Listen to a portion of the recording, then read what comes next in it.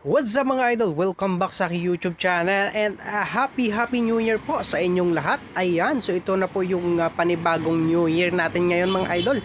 Dahil sinalubong talaga tayo ng maraming repair. Ayan, so ayan, ito po yung anchor tank na ni-repair natin.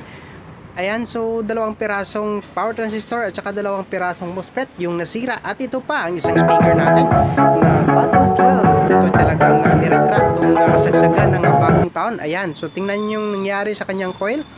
Ayan, so maraming putol-putol na magnet wire. So original coil pa po yung gamit niya mga idol. Kaya pinalitan na lang natin mga idol. Ayan, so ito pa, tower ng 737. So ito yung pong talagang hinatid sa atin dito sa shop nung katapusan ng bagong taon.